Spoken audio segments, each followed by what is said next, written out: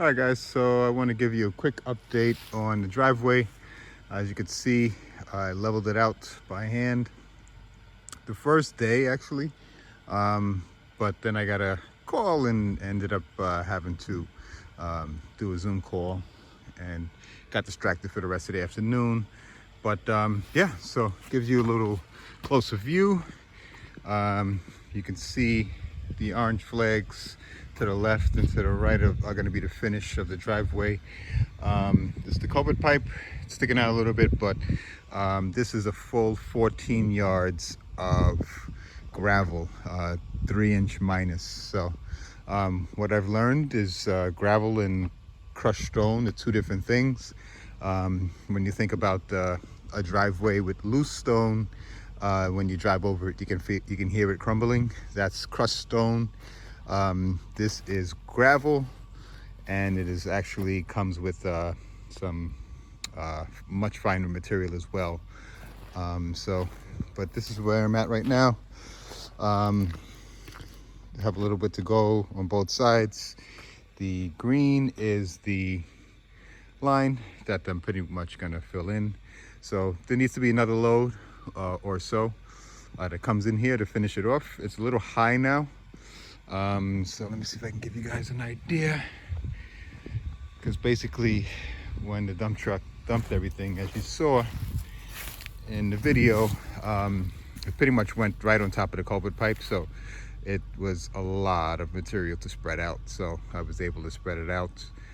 So it's something that I can drive over now with SUV, and does need a little more smoothing out. I will be getting a mini excavator that's going to be able to come in here and go ahead and smooth things out, take some of this hump off the initial part of the driveway and move some material further up.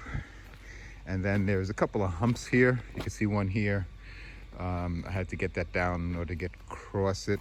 A couple of the little stumps that I flagged that have to be cut down. I know we're losing daylight now, but you can see we got a couple here, sizable.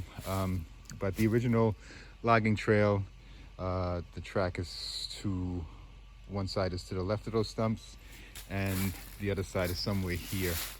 So I have a lot more brush removal to go, and it's going to be a little while before I can get a vehicle in here without getting stuck. So, but that's part of the challenge, right? So be able to take something that's rough cut like this and been used probably 30 years ago to the point where I can go ahead and make sure that I have it available for me to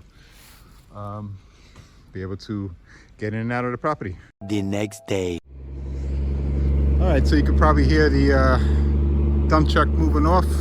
So this is my second load, 14 yards of 3-inch minus gravel.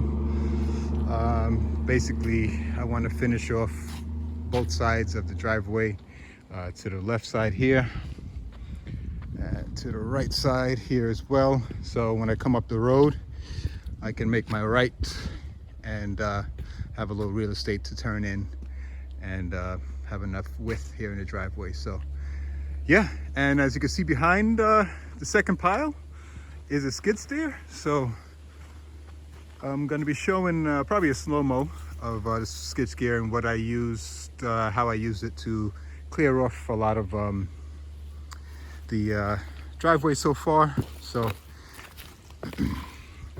just picked this up this morning. They actually dropped it off, should I say, and I got a decent way through. As you can see, that's like a foot and a half cut there on the left hand side of the driveway. And yeah, so this was all, you couldn't even see back through this way. So I cleared off some trees, cleared off some brush this morning, and you can see some ruts here. This used to be an old logging trail, so the equipment they used had really big tires, and you could see these are still the ruts. It's probably foot and a half, somewhere in that range in the deepest areas. Difference between level ground and inside the ruts. So I'll be getting some more gravel tomorrow, actually crushed stone tomorrow, 4-inch stone. So that's going to be good for the wet areas. Any areas that you see that are wet now will remain wet throughout the spring and anytime it rains. So I'm going to go ahead and make sure I fill those in with some decent sized stone. This is all mud here as well. But overall, the logging trail goes through and pretty much straight back that way. There is a lot of brush, but I'll be working on getting that brush out of the way. I'm gonna use this skid steer for a week, and next week I'll be getting another skid steer that has a brush mower attachment to it. So that should be really fun. Making sure that I can just, instead of going out and manually cutting at each one of these branches or small trees, I can go ahead and just mow it down with the brush mower. And I need to make a turnaround area somewhere. I'm thinking about here where this log is down, this tree is down, just enough so I can back up and turn around the vehicle. So we'll see if I can find a good area. I want to go further into the property possibly and have a turnaround area, but we'll see. So right now, Bobcat is blocked in, and I'm going to be using the stone closest to us now to go ahead and back that in and basically dump it in as a reverse to take care of some of those areas that are really low lying. And yeah, and finish this driveway. So it's really wide, but it's going to be good. I need to build it up a little more. As you can see, the truck actually was sinking in still, so it's not fully compacted, but yeah, it's a lot better than it was before. So once I get the full width, I can always add more as needed, but for now I think we're in good shape. So that's pretty much the update for now, and not sure how much I'm gonna get done today. I had to make some calls and see about making sure I get equipment and material for tomorrow, and yeah, try to get another rental moving. But yeah, so far so good. Big difference with a machine as opposed to obviously by hand.